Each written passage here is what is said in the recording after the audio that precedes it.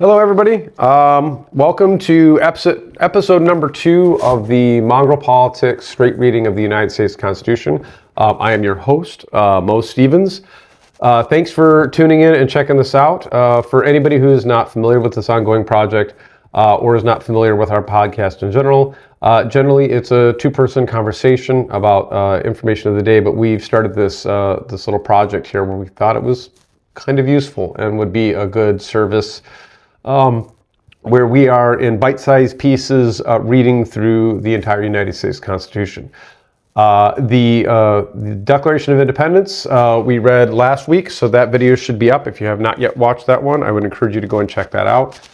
Today, what we're going to be doing is the Preamble and Article 1 of the United States Constitution. And I just did a dry reading on it. Be aware that I'm just going to kind of plow through this and read the text as it is. I may stumble from time to time because I use some of that funky old-timey lingo and turn of phrase that, frankly, most modern readers are going to trip over and stumble over. If at any point there is terms that I think are particularly confusing or are not typical terms, when I go through to edit the video, I will try and maybe find some definitions if they're simple enough. If I try to look up a term and it ends up being like a whole paragraph, I'm not going to put that up. I would trust in you. If you're like, what the heck does that mean? You can jump on Wikipedia or wherever and look it up. But if it's something that I can just put in there in the text, so if you hear a phrase, if you're listening to this and you don't understand it, maybe pop up the screen and look, because I just might have been able to put a definition there. Otherwise, I am going to try and just read straight through this. There's definitely points of conversation we could have, a modern context we could put in a lot of this, but in the interest of keeping these a little bit shorter, I'm, again, just going to do a straight read through, and if anything piques your interest or sparks curiosity, again, we can all do our own homework, right?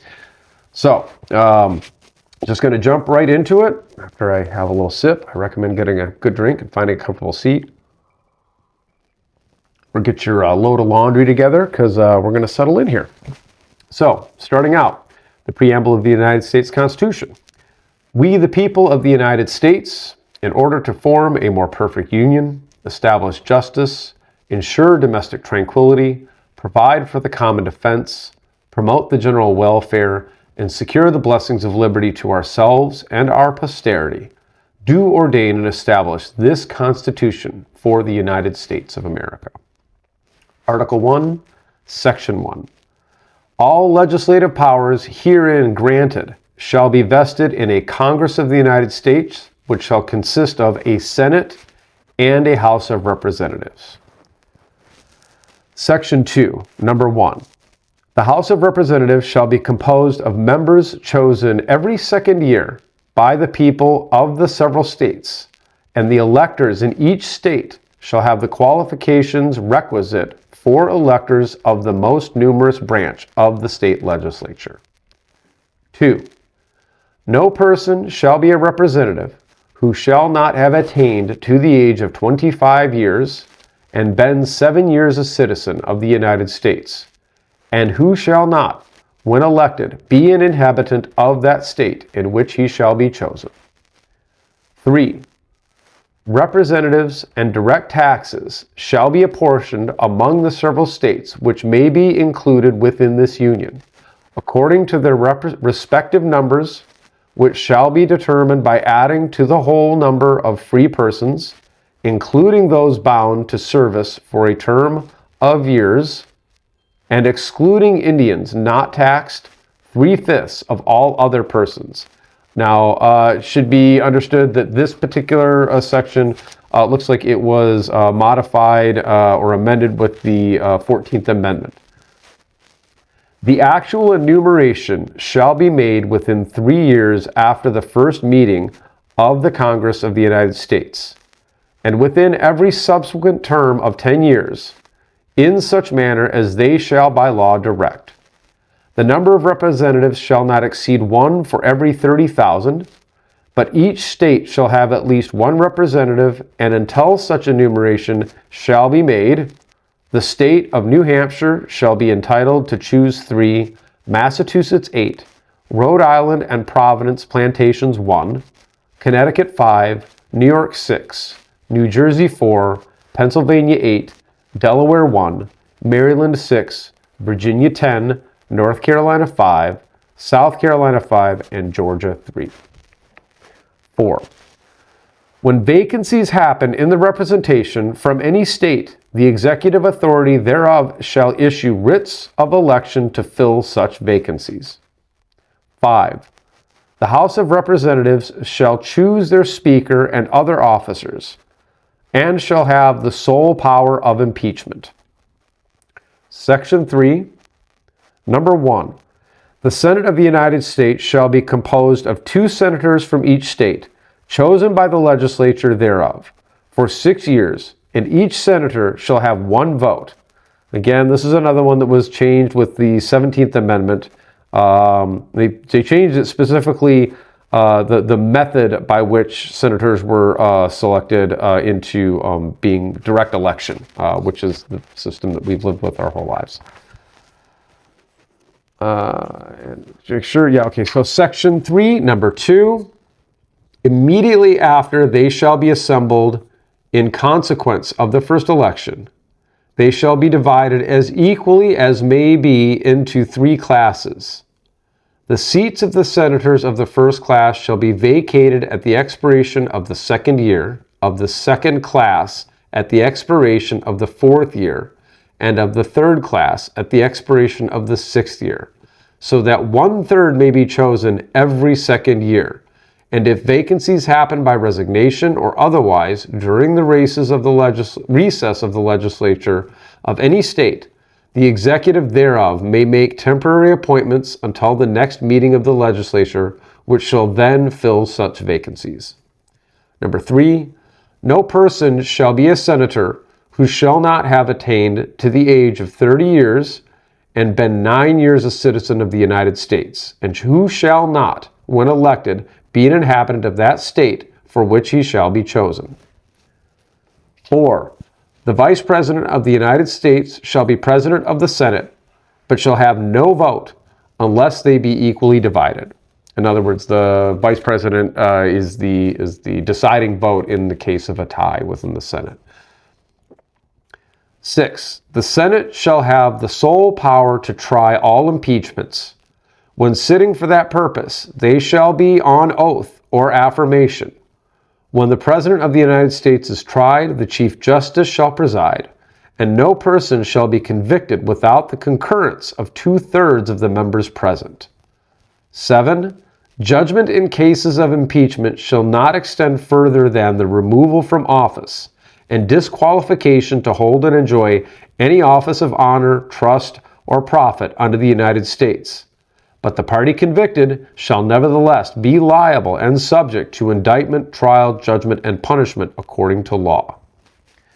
Section 4.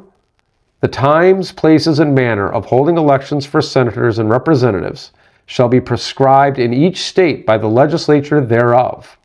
But the Congress may at any time, by law, make or alter such regulations, except as to the places of choosing senators. 2.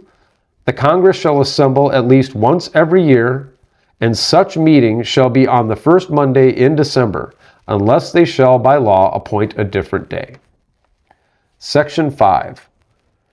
Each House shall be judge of the elections, returns, and qualifications of its own members, and a majority of each shall constitute a quorum to do business. But a smaller number may adjourn from day to day, and may be authorized to compel the attendance of absent members in such a manner and under such penalties as each House may provide. 2.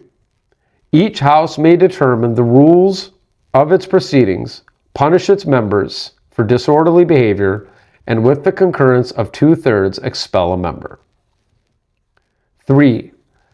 Each House shall keep a journal of its proceedings, and from time to time publish the same, excepting such parts as may, in their judgment, require secrecy, and the yeas and nays of the members of either House, on any question shall at the desire of 1/5 of those present be entered into the journal. 4. Neither house during the session of Congress shall without the consent of the other adjourn for more than 3 days, nor to any other place than that in which the two houses shall be sitting. Section 6, number 1. The senators and representatives shall receive a compensation for their services to be ascertained by law and paid out of the Treasury of the United States. They shall in all cases, except treason, felony, and breach of the peace, be privileged from arrest during their attendance at the session of their respective houses, and in going to and returning from the same. For any speech or debate in either house, they shall not be questioned in any other place.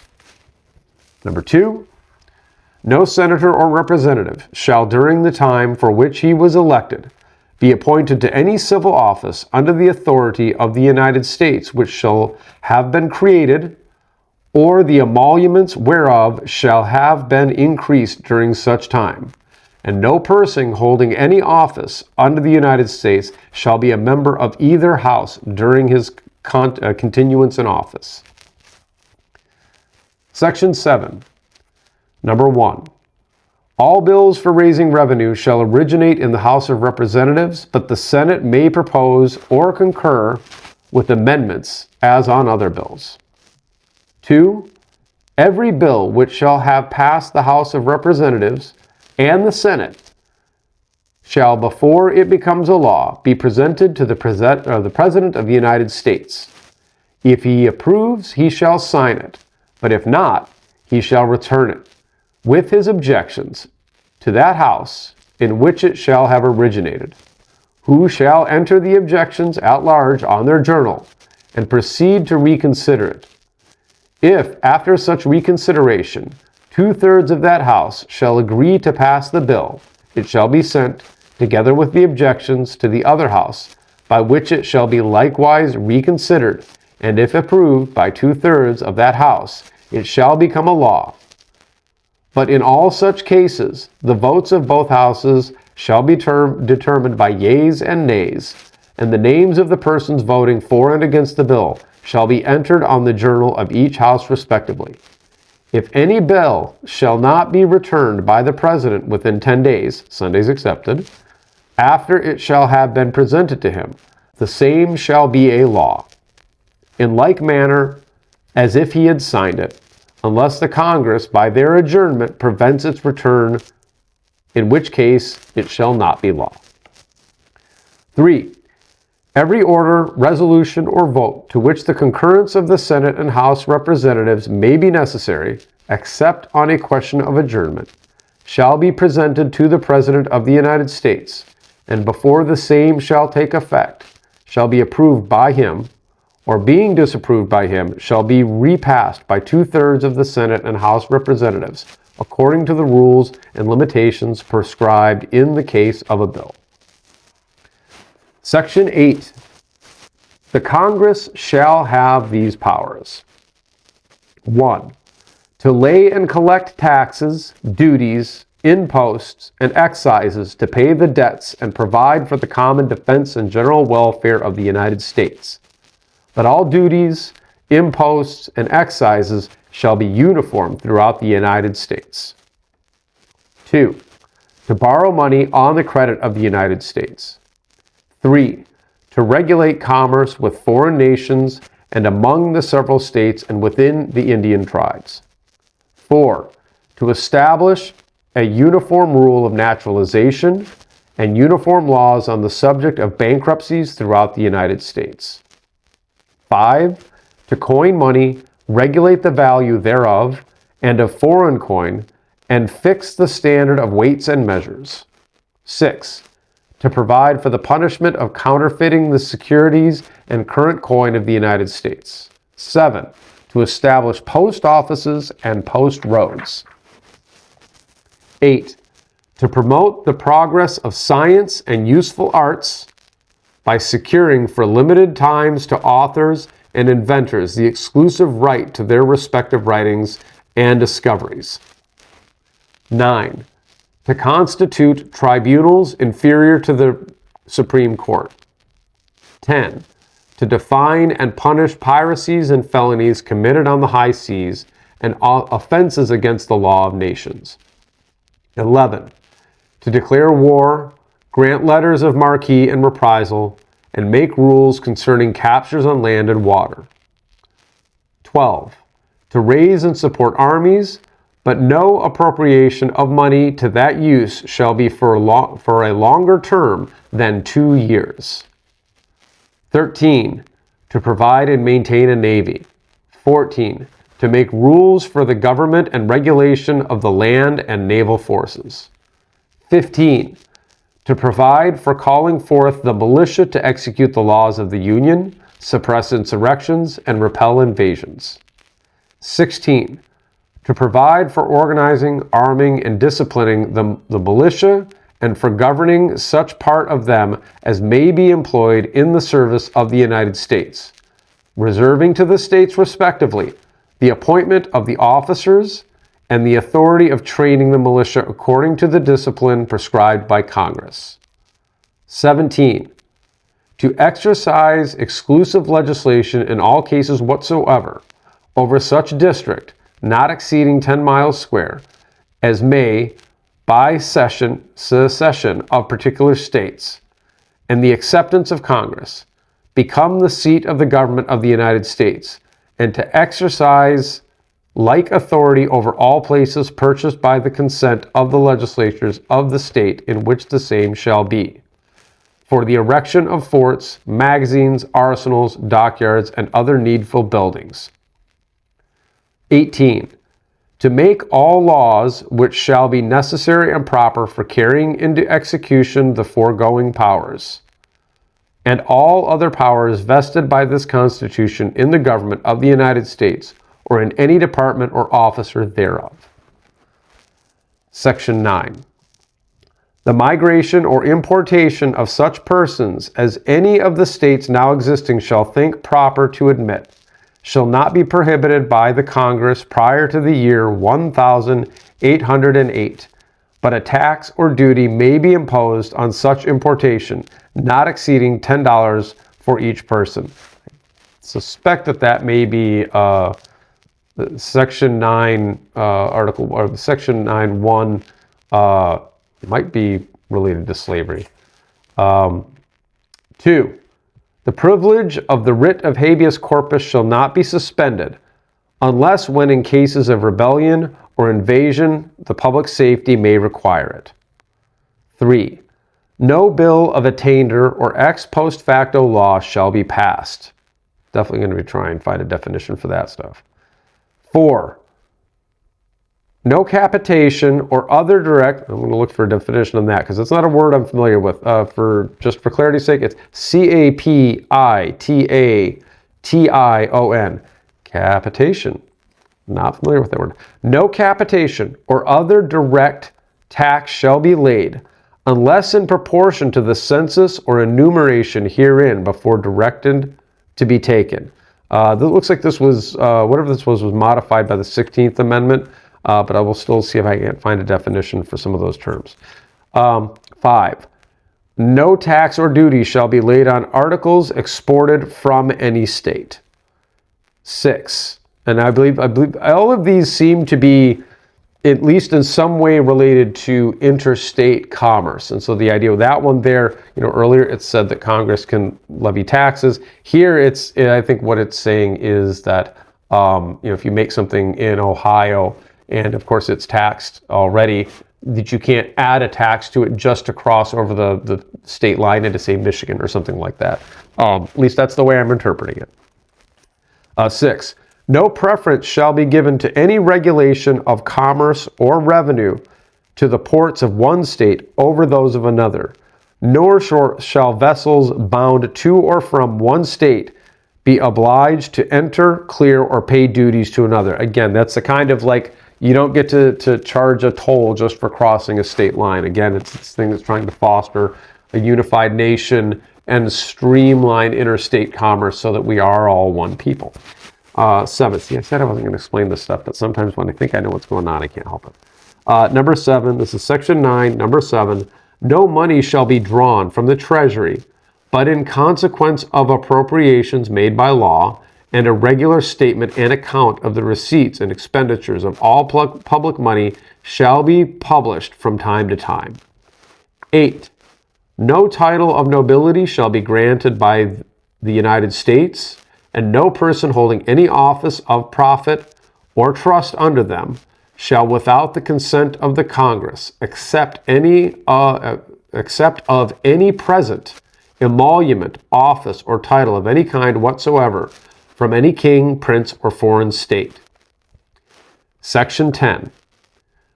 Number 1. No state shall enter into any treaty, alliance, or confederation, grant letters of marque and reprisal, coin money, emit bills of credit, make anything but gold and silver coin a tender in payment of debts, pass any bill of attainder, ex post facto law, or law impairing the obligation of contracts, or grant any title of nobility. 2. No state shall, without the consent of Congress, lay any imposts or duties on imports or exports, except what may be absolutely necessary for the executing its inspection laws, and the net produce of all duties and imports laid by any state on imports or exports shall be for the use of the Treasury of the United States, and all such laws shall be subject to the revision and control of the Congress. 3. No state shall, without the consent of Congress, lay any duty of tonnage, keep troops, or ships of war in time of peace, enter any agreement or compact with another state or with a foreign power, or engage in war, unless actually invaded or in such imminent danger as will not admit of delay. That concludes Article 1 of the United States Constitution, including the little blurb about the preamble there. I want to thank you all for watching, and if y'all could like, share, subscribe, leave any comments of encouragement, because it'd be nice to know that somebody's getting some value out of this other than myself. Having this handy, reading it and going through it is something I think is of value for all of us. I know there were a few things in there that I'm like, there's been a news item over the last couple of years. I think that's kind of relevant there. So, it's sort of sometimes, we've all heard the whole line, freedom is not free. And I know that there are some people that immediately think that just means that you sign up for military service. And I think that is one of the accurate interpretations of that. But freedom isn't free also means that you must sacrifice your time, you must provide your attention, your curiosity, that you have to invest something of yourself if we are going to preserve freedom and our very fragile democracy. And investing in learning the foundational documents of our nation are definitely one of the many ways that we should be compelled to pay for the freedoms that we have in this country. So that's my little soapbox rant. Thank you guys for joining me. I hope y'all getting some value out of this. Again, please like, share, subscribe. We're a small channel, working class people trying to grow this and just do some good for our country. So love y'all. Thanks for your time. Go America.